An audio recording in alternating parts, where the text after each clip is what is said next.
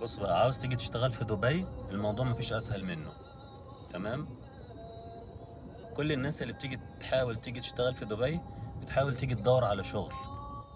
لا، دلوقتي الموضوع بقى مختلف. دبي بتتوسع جدا.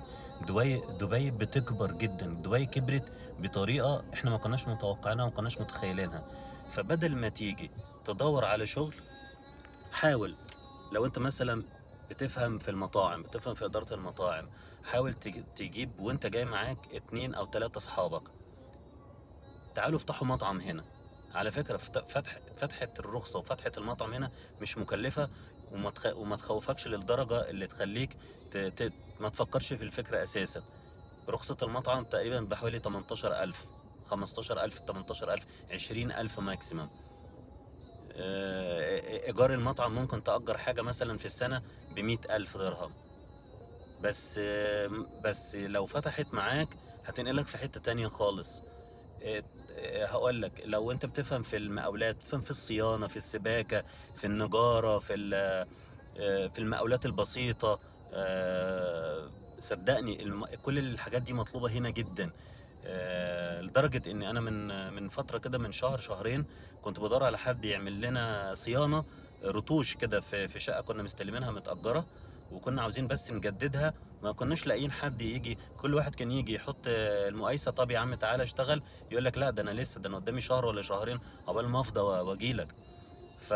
البلد محتاجة ناس في كل المجالات على فكرة، في كل المجالات. يعني في الأكل، في الشرب، في الصيانة، في اللندري، في الحلاقة، في الهندسة، في المقاولات. تصدقني، لو انت فكرت بالفكرة دي انك تيجي وتفتح البيزنس الخاص بتاعك في دبي، والموضوع سهل جدا يا جماعة، سهل جدا ومش مكلف. بقى حاجات بسيطة بمصاريف بسيطة.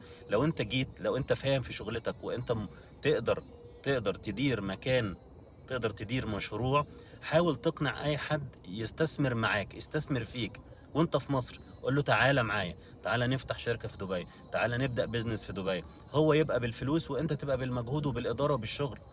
يا راجل، انا هقولك على حاجة هصدمك.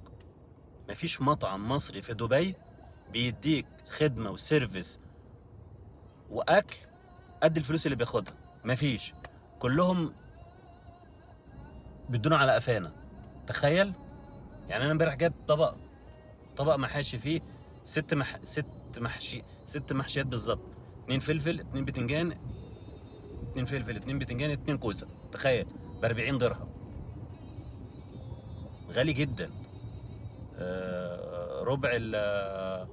ربع المشاوي هنا بيوصل، يعني المطعم اللي هو العادي، مش البراند، مش اللي فاتح في مكان فخم، مش اللي ب50 درهم. أقل حاجة، أرخص حاجة ربع كيلو، أقل من ربع كيلو، ربع كيلو مشاوي.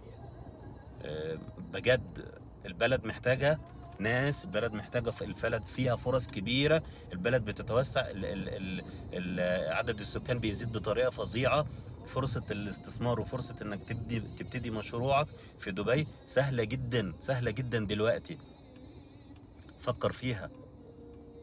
عاوز تيجي تشتغل في دبي، بلاش تفكر بنفس الطريقه اللي الناس كلها بتفكر فيها. اخد الCV بتاعي واروح ادور في شغل. انا مدير مطعم 7 سنين، انا شيف 10 سنين، انا مهندس كهرباء ومهندس مش عارف ايه على 15 سنه. على عيني وعلى راسي، ماشي. بس عدد الشركات اللي هنا قليل، مش قد الطلب. وكل الشركات فيها موظفين. كل الشركات اوريدي معينه موظفينها. هم عددهم قليل وعندهم ضغط. تمام. انت ممكن تيجي تفتح شركه في المجال اللي انت بتفهم فيه، والموضوع بسيط جدا. الرخصه هنا اسهل مما تتخيل. في يوم واحد بتخلص. تكلفتها بسيطه جدا. في رخص بتبتدي من اول 7,000 و8,000، رخص تجاريه تسمح لك ان انت تبتدي شغلك، وتسمح لك ان انت تبتدي استثمارك. وانت بس مش محتاج غير هي تكاليف اول 6 شهور، اول 3 شهور يا سيدي، وشويه ماركتنج وشويه دعايه وشويه اعلانات وشويه اعلانات على الجروبات والانستجرام والفيسبوك وكده. وربنا هيرزقك، والموضوع هيبقى سهل جدا. صدقني.